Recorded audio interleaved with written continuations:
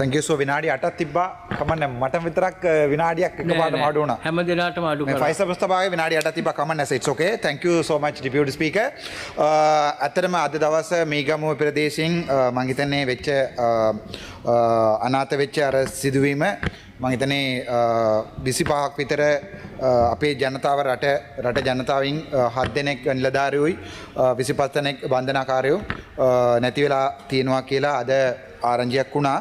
ඇත්තටම මේක ඝනකාටු ප්‍රකාශ කරන්න ඕන එකක්.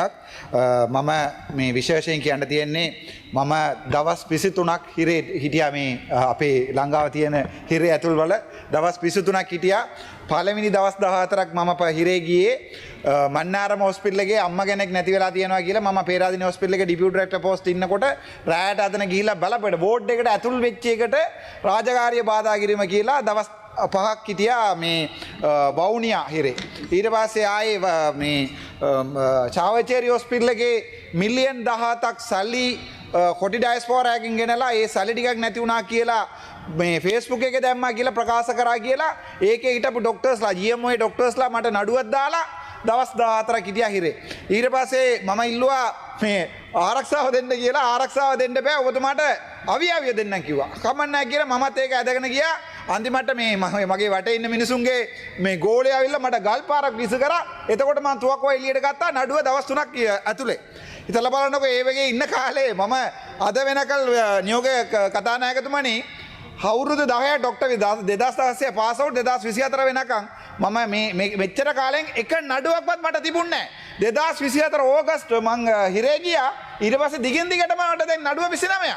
මම දැන් එක මේ කෝට්ස් එකවත් මම වර්ධිකාරයා වගේ අද වෙනකන් නම් කරලා නැහැ. හැබැයි හිතලා බලන්නකො මම මේ මීරිගම හින්දලා ඒ වෙඩිදමේ තුළ මම මැරුණා කියන්නේ මගේ ගෙදර ඉන්න අයට කවුද වාකීම කියන්නේ? කවුද වාකීම කියන්නේ? මම දැන් දවස් 23ක් හිරේ ගියන් තියෙනවා. දැන් මට නඩුව හැමම ඉවත් වෙලා යනවා. ඉවත් වෙලා ගිහලා නඩුව නැති වුණාම මං අර දවස් 23 කාලේ හිරේ හිටිය කියන එකට කවුද වාකීම කියන්නේ? මම වරද කරා නම් ඒ දවස් 23ක් මං ගත කරන එක හරි.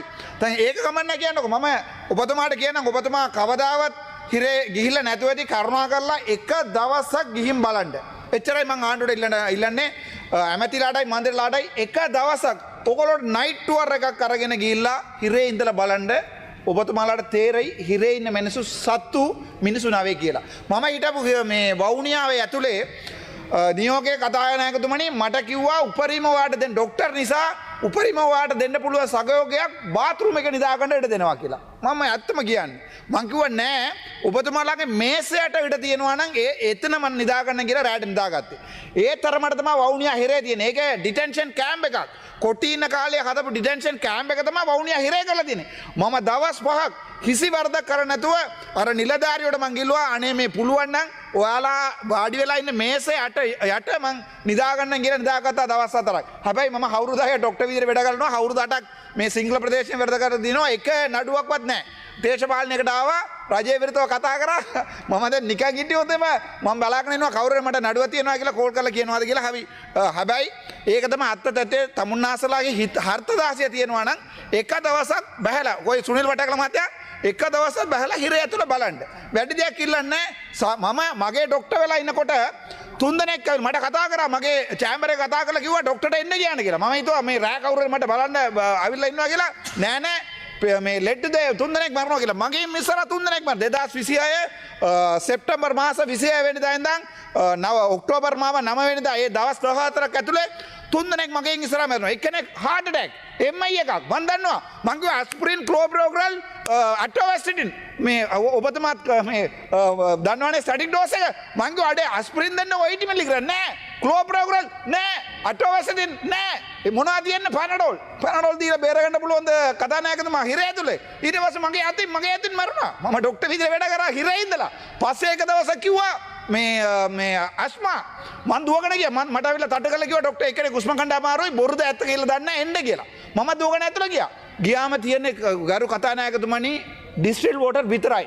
වෙන කිසි දෙයක් නෑ. සල්බියුටමෝල් වත් නිමොලයිස් කරලා කරමු කියලා බැලුවේ මගේ අතේ තිබ්බ ඩිස්ටිල් වෝටර් විතරයි. මං කිව්වා ඩිස්ටිල් වෝටර් එකක් ගාලා දුමාල්ලන්න සමහරලාට බේර කියලා මගේ අතින් නැති වුණා. කතානායකතුමනි 3 වෙනි එකක් නැති වුණා. හිරකරුවෙන් ඇතුලේ ගහලා මැරුණා. ඒත් මට කතා කරා ගැව්වට පස්සේ මේ උස්ම ගන්න ડોක්ටර් එන්න කියලා. ඒ ඇතුළ ડોක්ටර් මම එදා ඕටි ලියපු ડોක්ටර් මම දැන් 27 දෙකක් දානවා අපේ සෞඛ්‍ය මැදිට ඕටි ලියපු ડોක්ටර් ගෙදර උංගාවේ උදේ නර්ස් කෙනෙක් හිටියා රැට උංගාවිලා කිව්වා අනේ ડોක්ටර් මං ගාව බෙහෙත් මොකුත් නැහැ පැරඩෝල් විතරයි තියෙන්නේ ඉතුරු ටික හොරකම් කරලා බොනවා නිසා තියාගෙන යන්න නෑලු. ඒ තත්ත්වය තමයි අපේ රටේ ඇතුළේ හිරේ තියෙන්නේ. තමුන්නාසලා මේ වීඩියෝ එක බලාගෙන කවුරු හරි ඉන්නවා නම් කවදාරි ඕගොල්ලෝ එක දවසක් හිරේ ගියා නම් ආයි ජීවිත කාලේ වරදක් කරන්නේ නැහැ. You have 2 more minutes. Thank you sir. ඒකත් කියන්න ඕනේ. එක දවසක් අපි හිරේ ගිහිල්ලා මම ඉල්ලන්නේ පුළුවන් නම් මේ ඉන්න එක්කෙනා රැට එක දවසක් නිදාගෙන ඉන්න. මට කෑම දෙනවා. මට සමහරට ගෙනත් දීලා අපේ පවුල අය ගෙනලා කෑම දෙනවා. මම ඒක ඉන්න උන්ට බෙදලා දෙනවා. ස්පීකර් ඩිපියුටි ස්පීකර් මේ ට්‍රස්ට් මී අර මම කෑම ගෙදර ඉඳන් ගෙනලා කෑම කනකොට අනිත් මිනිස්සු බලාගෙන ඉන්නවා. ඒක අපිට පපුව දෙනවා. ඒ නිසා මං අරගොල්ලෝ කෑම කන්නේ ඔයගොල්ලෝ හිතනවාද කෑම ප්ලේට් එකකින් කියලා? නෑ. මේ සෝඩා බොටල් එක කපලා ඒකින් තමයි කෑම බොන්නේ. විශ්වාස කරලා ගිහිල්ලා බලන්න. මම දැන් කියන්න ආවේ නෑ මේ රජයේ වරදි විපක්ෂයෙන් අවුරුදු 70 මේ නාති නිසා මේ හිරේ මේම ලොකුට ඇදුනා කියලා එක එකනට අධිකරණ ඉන්න පුළුවන්. හැබැයි අද වෙනකල් ඔබතුමාලා ගිහිල්ලා මට අහන්න කැමති. උතුරේ තියෙන එක හිර ගෙදරවල් ඇතුළවත් උතුර තියෙන ඕගොල්ලෝගේ මන්දිර ගැන ගිහිල්ලා තියෙනවද කියලා කියන්නකෝ. මට රටගෙන අනිත් පැත්ත ගැන මට ඕනේ නෑ. එක දවසක් මම ගියා මේ ප්‍රිසන් විසිට් එකක්. මේගොල්ලෝ එක දවසක් ගියාද කියලා බලන්නකෝ. කතානායකතුමනි නිකම් බිත්තිවල ලියලා ලස්සනට ඒක පින්දුර ඇඳලා හිර ගෙදර ඉන්න මිනිස්සු කියලා ලියලා හරියන්නේ නෑ. ඒක අපි හිතේ ඉඳන් එන්න ඕනේ. කරුණා කරලා ගිහිල්ලා මම දැන් අපේ මෙයාට කවුද මේ හර්ෂණ අපේ ඇමතිද එක දවසක් කැන්ටිනේ කිව්වා අයියා පුළුවන් නම් එක දවසක් කියලා වවුනියා ඇතුලේ බලන්න මේ තියෙන තත්ත්වය කියලා. අද වෙනකන් ගියේ නැහැ. මං කිව්වා මේ ගිහිල්ලා බලන්න කියලා. මට මේක මාර දුකයි. දැන් 29 දෙනෙක් මරලා තියෙනවා. ඒකින් අර වැඩ කරන 7 දෙනෙක් මරලා තියෙනවා. කතානායකතුමනි නික හිතලා බලන්නකෝ ඒගොල්ලෝගේ ගෙදර කොච්චර දුක ඇතිද කියලා. හැබැයි අපි මේක තව පයත් දික් කරගෙන කතා කරලා අපි මේක විසඳුම හොයනවා කියලා මේ පාර්ලිමේන්තුව කවදාවත් විසඳුමක් හොයන්නේ නැහැ. ඉවර කරනවා සර්. පාර්ලිමේන්තුවේ මේම විසඳුමක් හොයන්නේ නැහැ. තමුන් ඇමතිලා මේ මන්දිරලා හිතලා ගිහිල්ලා ඒ හිර ගෙවල් ඒවා බලලා පුළුවන් නම් මොකරි වෙනසක් කරා නම් විතරයි මේ රටේ වෙනසක් වෙන්නේ. එහෙම නැතුව අපි නිකන් මේ ආයිලා පයක් දික් කරලා කතා කරලා කරු කතානායකතුමනි අපේ රට බෝසත්ලට ලස්සන ජීවිත වෙන්නේ නැහැ. බොහොම ස්තුතියි. ஸ்விட்சர்லாந்துல வீடு வாங்க போறீங்க இல்ல ஆல்ரெடி உங்களுக்கு அங்க வீடு இருக்குன்னா இந்த வீடியோ உங்களுக்காக தான். ஸோ ஸ்கிப் பண்ணாம ஃபுல்லா பாருங்க. ஒரு மனிதனுக்கு வீடு அப்படிங்கிறது ரொம்பவே அத்தியாவசிய தேவை. அத்தியாவசிய தேவைகள்ல முக்கியமான பங்கு வகிக்கிறதே இந்த வீடு தான்.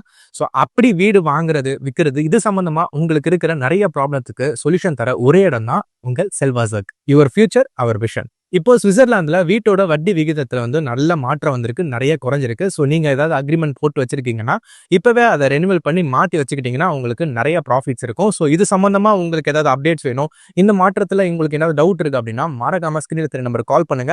ஸ்விட்சர்லாந்துல நீங்க வீடு வாங்கணும் இல்ல வீடு விற்கணும் அந்த மாதிரி ஏதாவது உங்களுக்கு தேவைகள் இருந்தா மறக்காம எங்களை காண்டாக்ட் பண்ணுங்க. உங்களோட எல்லா தேவைகளையும் உங்க ஃபேமிலியில ஒரு மெம்பரா இருந்து நாங்க பார்த்து பண்ணி கொடுப்போம். இது உங்கள் செல்வாசோக். இச்செய்திகளுக்கு பிரதான அனுசரணை செல்வாசோக் இமோபிலியன், சுவிஸ் நாட்டில் முன்னணி நிறுவனம். தொடர்புகளுக்கு 07951464428. வீடு வாங்க, வீடு கட்ட, வீடு திருத்த மற்றும் வீட்டுக்கடன். Your future our vision. இது போன்ற மேலும் பல முக்கிய சுவாரஸ்யமான செய்திகளை அறிந்து கொள்ள லங்காஃபோ யூடியூப் சேனலை சப்ஸ்கிரைப் பண்ணுங்கள். எமது செய்திகள் உடனடியாக கிடைக்க பெல் பட்டனை அழுத்துங்கள்.